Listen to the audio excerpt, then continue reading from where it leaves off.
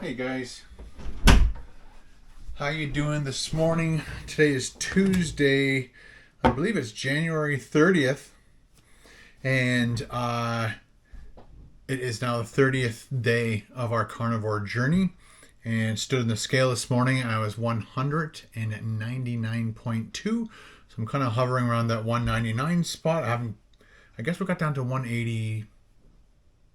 Well, sorry, 198 point something once, and but I haven't been walking a lot, and that's why I don't think I moved too much. And then yesterday I did a 10K walk, 11-kilometer walk. I thought for sure I'd be under the 199, but we're just staying put at the moment. After I had those eggs and ham and bacon, I don't know, I just started feeling kind of, I don't know, I just had a bit of a stomach ache. I'm not sure if it was the ham. It can't be the eggs or the bacon, so it must have been the ham. And maybe it was just the combination. Maybe it was too much. I don't know. So after that, I just had a whole bowl of bone broth, and that got me through the rest of the night. I think I had some bacon chips, and we just watched some Office and some NCSI Hawaii, and then went to bed. And that was my night last night, and that was our night last night. And today, just as soon as I got up at 7:30 in the morning, got my coffee ready, weighed myself, of course, went and sat down, and pretty much been editing since. And it is now 3:15. I'm uploading the Brazilian barbecue or steakhouse video right now. Trying to upload that, built the thumbnail. Ben helped me with the thumbnail. I designed it the way I designed it, and then he said, you know what, you got to put the guy with cutting the meat in there. And of course I didn't get really a good shot of that, so I had to find one on the internet and snag that one and put that thumbnail together. So let me know how you like that thumbnail, and if you liked Ben's input. I think it was a good piece of information input.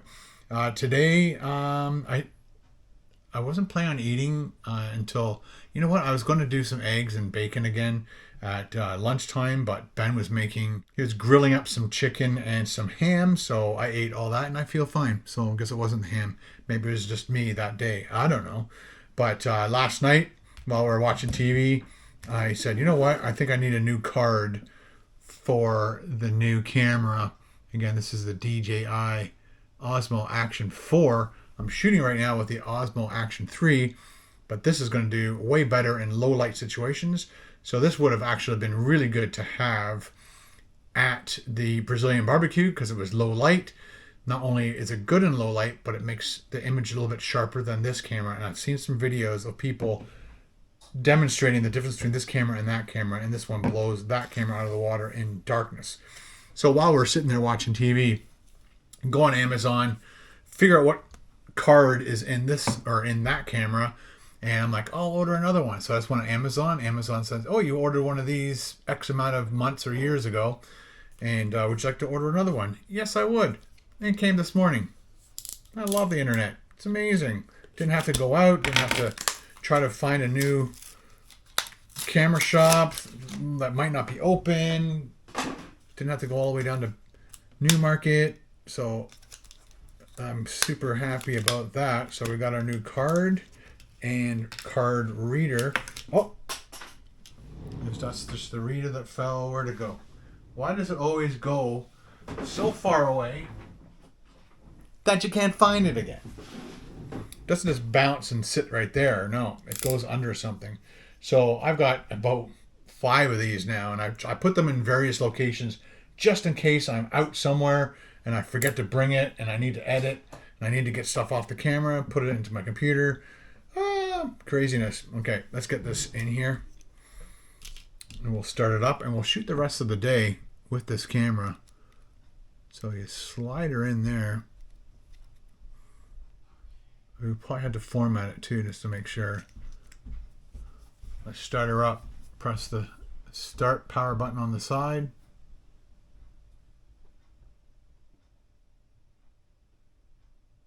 No sound. There's the sound. Interesting. I thought it was going to come up earlier. The other thing too, let me shut that off. And I put batteries on the charger. I was also going to mark this one because I want to remember that this was the last battery I bought. So I'm going to put a 4 on it right here. I'll put it on the other side too, just in case. So that is battery 4. Love this battery case and charger. You're supposed to be able to press this button and all the lights are supposed to come on like that. The other thing too is you can actually charge your phone with this if you were desperate enough to need that. So I'm going to put my number 4 in there. Pull up my number 2 or my number 1. I'm going to plug these back in so that middle one charges. Because I have another shoot coming up this week sometime. Put that in there. That's the best thing about some of these cameras, that they maintain the same batteries and a lot of the same connectors and stuff. You don't have to keep buying new stuff all the time, which is fantastic. So we'll shoot the rest of the day with this. A bunch of people said, Ken, please try, what's it called? So Rubber Wilbur, Frank Coombs, Rake Lou, and Fox Body Revival Batman. All 4 of those people said, Ken, you got to try this transmission fix treatment to stop leaks and hopefully get in there and do what it needs to do. Also, I got an email from Fox Body Revival Batman. He talked about this thing called, so I guess I could show you. I did a screen cap of that stuff. So I'll get that. Hopefully it's the right one. I'll definitely ask a question or two when I'm there. And they also talked about a magnetic heater. I mean, what is a magnetic heater, you might ask? It's basically a poor man's block heater. So you plug it in and then you just snap it to the bottom of your oil pan and it keeps it warm. Sometimes you need to put it on the side, a better part of the engine. I'll make sure I find that out. Anybody who knows anything about sprinters, let me know if I should stick it to the bottom of the oil pan, which I know where that is. But some people think, I watched a guy who has a tractor, he puts one on the oil pan and one on the side of the engine. And that's where the block heater, I think, is supposed to go when they actually install it. But again, he has a situation where he bought a tractor and wanted to put the block heater on, but he had to pull all these hoses off to put it into a specific spot. But instead, he bought 2 of these things, put one on the bottom, one on the side. He says his tractor starts up every single day. So let's, it's 3:15. I just want to make sure this video is up and ready to go and launches the way it's supposed to. And I think we should go over to Canadian Tire and buy those 2 things. See if we can get rusty. Oh yeah, the other big comment was stop jamming it into gear. But I never used to, but I guess I'm getting frustrated as it's not working more and more. So instead of me just pulling it into gear, like you guys are saying, I'm like, wrench it in the gear. So I'll try to be more gentle from now on. And so we'll go get this stuff, put it in, try to be gentle with the transmission, and then we will see if that fixes rusty. But a lot of you guys want me to fix rusty. I guess we'll see. All right, see you in a bit.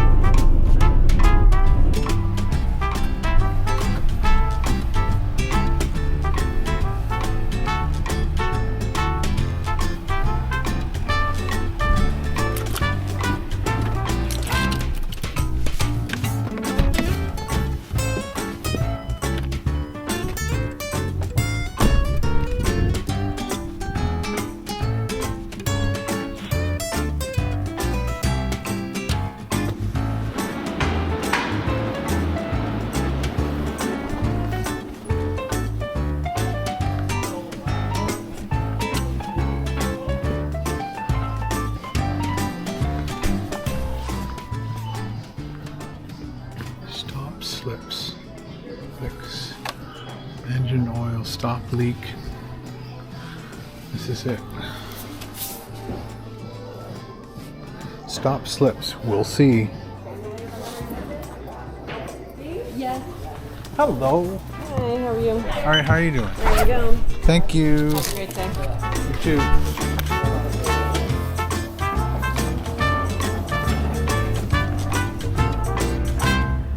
So apparently, when I was looking on the website, it said there were 2 in stock, but not at this location.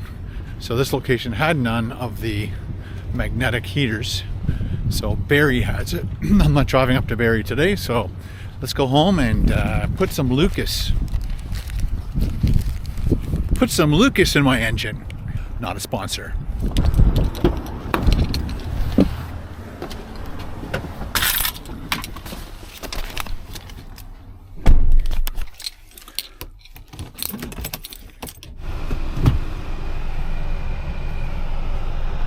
Okie dokie. Let's go home. If we make it out of here in one piece. Cars everywhere.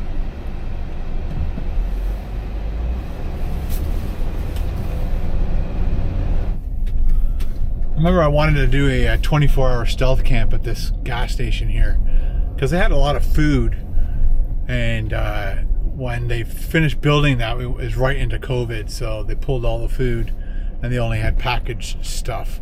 So it'd be interesting to know if they are back in the swing. Haven't been in there in a while, don't usually gas up there, but it's $1.46.3 per liter.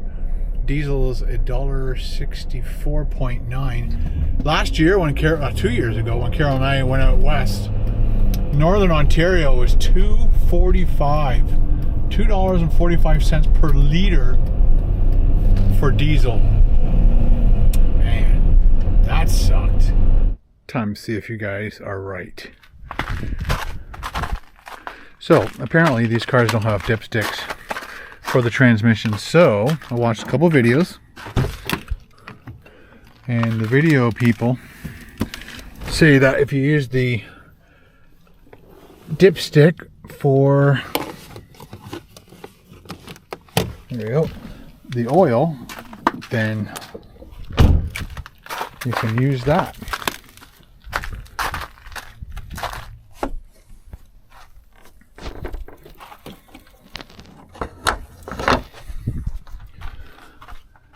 Engine oil, that's where you put the oil in. Transmission thingy is way down there somewhere. It's funny, in the other videos, the videos I've watched, it wasn't as hidden. There's a special little tab, windshield washer fluid. Oh boy, that's so funny when you look at somebody's video and it's just a different year, make of a car.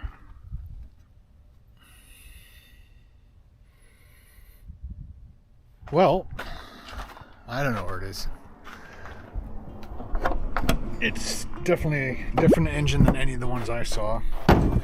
So we'll continue this video another day. Gonna lock Rusty up. And that's all she wrote for today, people. I don't have time.